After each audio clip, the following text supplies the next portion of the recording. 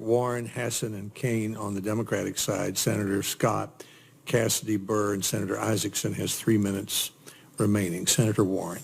Thank you, Mr. Chairman. Congressman Price, more than 100 million Americans now receive their health care through Medicare and Medicaid programs. These are seniors, people with disabilities, middle-class families who have parents in nursing homes, countless numbers of young children, and they all benefit from these programs. So I want to understand the changes to Medicare and Medicaid that you have already proposed. The budget that you recently authored as chair of the House Budget Committee would have cut spending on Medicare by $449 billion over the next decade. Is that right? I don't have the numbers right in front of me, but what we're trying... Well, then I assume you're correct. All right. So you said you'd cut it by cut Medicare by $449 billion. Your FY17 budget proposal also would have cut Medicaid funding that goes to the state governments by more than $1 trillion. Is that correct? I think, Senator, the metrics that we use for the success of these programs is not necessarily whether the amount of money into it is what we are below. For Medicaid. What we believe is appropriate is Do you want me to read you the number out of this? No, I'm sure you're correct. What we believe is appropriate is to make certain that the individuals receiving the care are actually receiving care. I understand why you think you're right to cut it. I'm just asking the question, did you propose to cut more than $1 trillion out of Medicaid over the next 10 years? You have the numbers before you. Is that a yes? You have the numbers before you. I'll take it as a yes. So, as I'm sure you're aware, during his campaign for president, President-elect Trump was very clear about his views on Medicare and Medicaid. As Senator Sanders has quoted extensively, President-elect Trump said, I am not going to cut Medicare or Medicaid. Now, when President-elect Trump said, I am not going to cut Medicare or Medicaid, do you believe he was telling the truth? I believe so, yes. Yeah, okay. Given your record of proposing massive cuts to these programs, along with several other members of this committee, I sent the President-elect a letter in December asking him to clarify his position. And he hasn't responded yet, so I was hoping you could clear this up. Can you guarantee to this committee that you will safeguard President-elect Trump's promise, and while you are HHS Secretary, you will not use your administrative authority to carry out a single dollar of cuts to Medicare or Medicaid eligibility or benefits? What the question presumes is that money is the metric. In my belief, yes, from a scientific standpoint, if patients aren't receiving care, even though we're providing the resources, then it doesn't work for patients. I'm sorry to interrupt, but we're very limited on time. The metric is money. And the quote from the President-elect of the United States was not a long discourse on this. He said he would not cut dollars from this program. So that's the question I'm asking you. Can you assure this committee that you will not cut $1 from either Medicare or Medicaid should you be confirmed to this position? Senator, I believe that the metric ought to be the care that the patients are receiving. I take that as a no?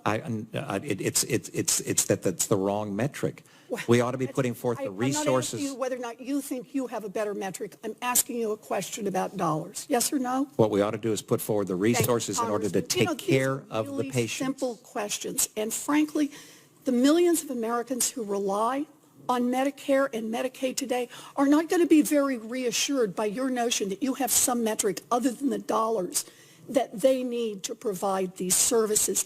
You know, you might want to print out President-elect Trump's statement, I am not going to cut Medicare or Medicaid, and post that above your desk in your new office, because Americans will be watching to see if you follow through on that promise. Now, I also would like to follow up on Senator Franken's question. I think there was something there that didn't quite get answered. As you know, Congressman, the one goal of the Affordable Care Act was to push the healthcare industry to provide higher quality care at lower cost.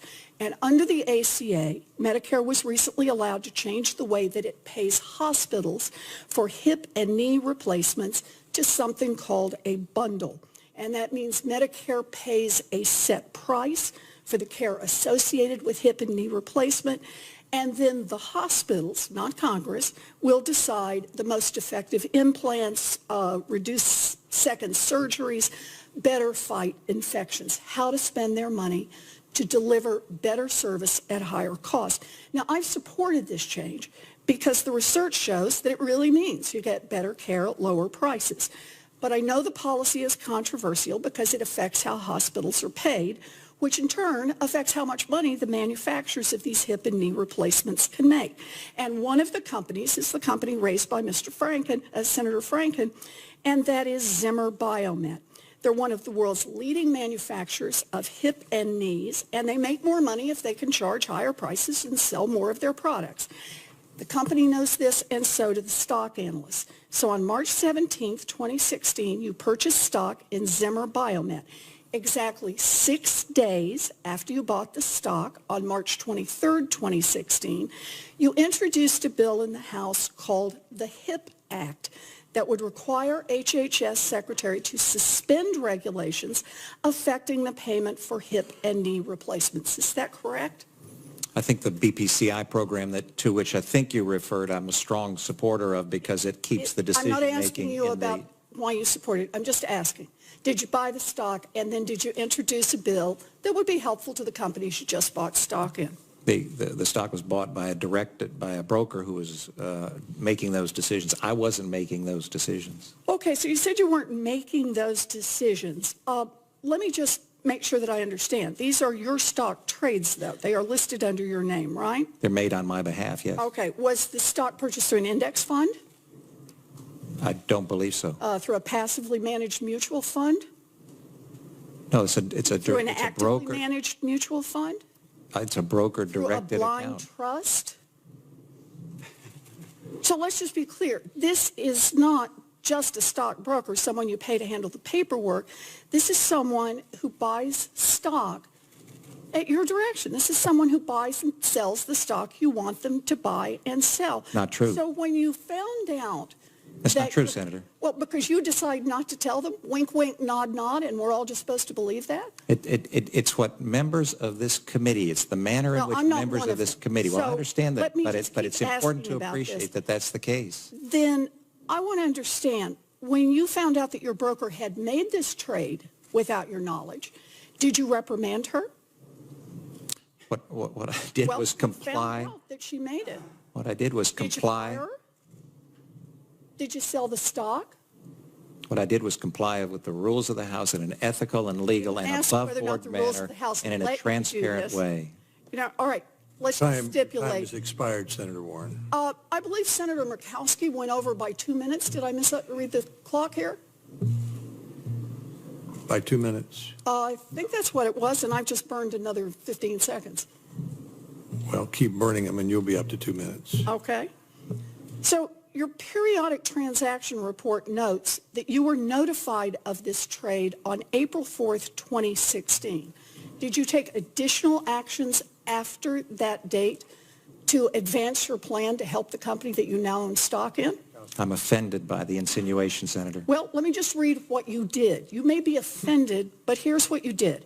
Congressional records show that after you were personally notified of this trade, which you said you didn't know about in advance, that you added 23 out of your bill's 24 co-sponsors, that also after you were notified of this stock transaction, you sent a letter to CMS calling on them to cease all current and future planned mandatory initiatives under the Center for Medicare and Medicaid Innovation. And just so there was no misunderstanding about who you were trying to help, you specifically mentioned 2 minutes are up, knee Senator Warren. replacement. Thank you. Senator Warren, who's next? Senator Isaacson has 3 minutes. I want to reclaim my remaining 3 minutes by just making a point. I respect everybody on this committee tremendously. I respect the nominee. But it's very important for us to all to understand under the disclosure rules that we have and the way it operates. Any of us could make the mistakes that are being alleged. I'm sure Senator Franken had no idea that he owned part of Philip Morris when he made the statement he made about tobacco companies.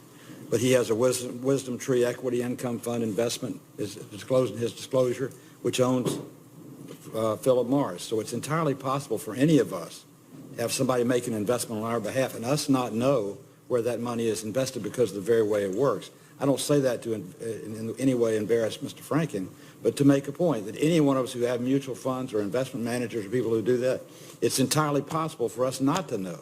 And to try and imply that somebody's being obfuscating something or otherwise denying something that's a fact is just not the fair thing to do, and I just wanted to make that point. This is different than mutual funds. It's an investment in Philip Morris. All right. And my question was about what he did Senator after Warren, he your had time, notice. your time has been generously. Senator Kane. No, I'm sorry, Senator Hess.